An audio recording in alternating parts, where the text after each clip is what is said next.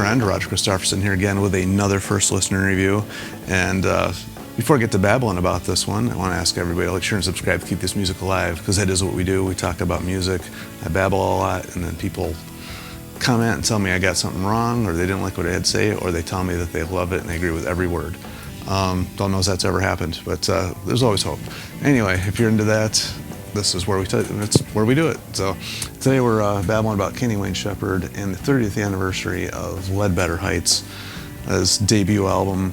I remember actually when this came out 30 years ago, and thinking he's been compared to Stevie Ray Vaughan, so I got to get that out of the way right from the start. I remember thinking, yes, he does sound a lot like that. I loved Stevie Ray Vaughan. I didn't care.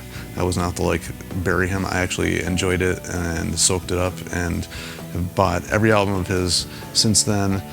And I actually got to see him live one time. I got to take a couple of my kids to see him live. Actually, I got free tickets for it. It was actually the coolest thing. A buddy of mine was going, and a co-worker actually, and couldn't go, and gave me his tickets and didn't think twice about it. Loved it. He had double trouble doing backup. He had a couple other ex-people in the band who I can't remember now, but it was a cool thing. So, I mean, obviously the guys in Double Trouble thought, he was good enough to play with. So, how can you fault him for sounding a lot like Stevie Ray? Plays the same kind of guitar and everything. Has a very similar tone, but he has his own style. And I noticed that right from the very start on this album. He just had a way of phrasing things, and I'll get to that in a minute, but one notable thing about this is it's the 30th anniversary, but it's all re-recorded. It's all the songs from the album redone with the band he's got now. He actually went back to the rig that he used for the original album and recorded it all with the same gear that he used back then. So I didn't know that until after I listened to about half of it. I just kind of started reading a couple of things on it. I was like, oh, that's pretty cool. I did notice that it sounded very similar, so when I read that, I was like, oh, that would be why. But one noticeable thing that I did notice is, obviously, he's 30 years old, and he recorded this album when he was 17. And one thing I've seen in his playing right from the start, which is not a fault at all, but I call it like slide notes, slide noises, whatever you want to call it, between phrases. He would do a lot of just up and down the neck to get to the next phrase, just run his hand up and down real quick to get to the next phrase, which is kind of like a thing I've seen other guitar players do, but he does it like he makes it like a cool little style of his that he does. And it's fine. I like that type of playing. I actually love it when there's a little bit of grit and a little bit of noise between stuff. I actually find that more entertaining than super clean playing. It feels more like human. It's got more feel to it, and I've never once have I ever disliked that at all about his playing. I actually thought it was a cool little thing that he added to it. So it's not a knock, it's a dig or anything like that. It's actually like that about what he does. I noticed a lot less of that on this. It was the whole thing I was getting to is he's developed a lot over the years. Obviously, he's been playing for probably his whole life, but he's found the need not to do that, I think, as much as going from one phrase to another has become a lot more smooth. So he doesn't find the need to do that as much, which is fine. Guitar players change, bands change, but I did notice that in the playing a lot, which is cool because he still has the tone, he still has the grit, he still has that feel, even more so, I think, a little bit, even more so a little bit, if it make any sense. Even more so, but I noticed it, especially when he holds out the longer notes, I really noticed it there. And he digs in the notes a little bit harder now, it seems like. So that's just what I picked up. But also, he had a different singer on this first album, so probably like the most noticeable thing here is that, he's had the singer that he's had with him forever, and I can't think of his name. It's Noah something, and gosh, I try to read these liner notes. I try not to like edit, but if I can't find it here, Noah Hunt. Hey, I was right. For once, I remembered the name right.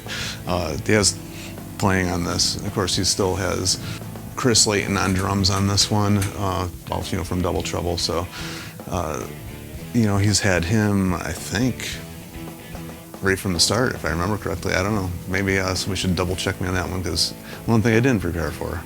Shocker. But anyway, as far as the playing and the songs on this, I thought that he stuck very similar to what the original was on this, as far as the structure and everything. But I did notice the very first song was a little bit slower, just a little bit more laid back. It didn't have that, I don't know what you'd call it, the little energy that the first one had, like a nervous energy, I guess. I don't even know how you explain it. But yeah, I'm Born with a Broken Heart. It was just a little bit more cut back a little more groove to it on this one. Deja Voodoo actually sounded amazing on this one. It's probably one of the highlights of the album. Just Noah singing that one just really changed the whole feel of the song for me. Aberdeen was cool.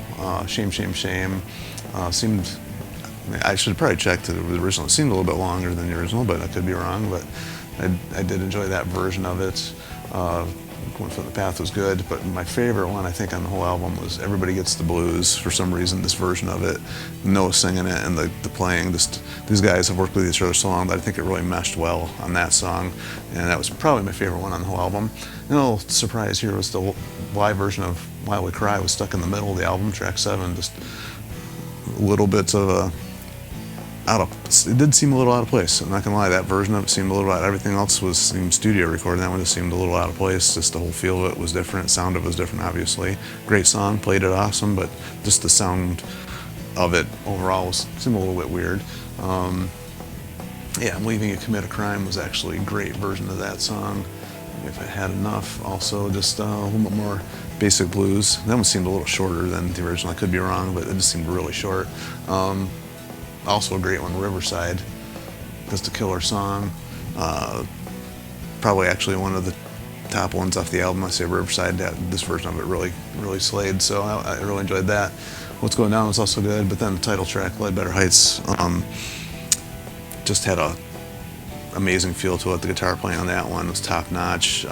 Like also one of the highlights. So those 4 songs there, I think, as far as overall song, how it sounded different, and the connection he's got with his band now and Noah, it seemed like it jived great on those 4 songs in particular. But the whole album actually did take on a whole new feel, and it was like listening to a new album again, even though I was very familiar with it. So it's a strange, weird experience when that happens. But a lot of bands seem to be doing that every now and then, just re-recording old stuff, which I guess is a cool way to celebrate things, except for that Lynch Mob one. Oh my gosh, I don't even want to go down that road. But anyway, this one was great. Really enjoyed it. Can't wait to hear, he's been actually really, seems like he's been doing a lot lately in the last few years. I just remember a couple other releases he's come out with. He redid one of his other albums. He did a duets album with somebody whose name I can't remember off the top of my head. And I don't know, he seems like he's been pretty busy, so hopefully we get something else here. We'll have to wait 2 or 3 years to get something else, but until we do, we'll see you.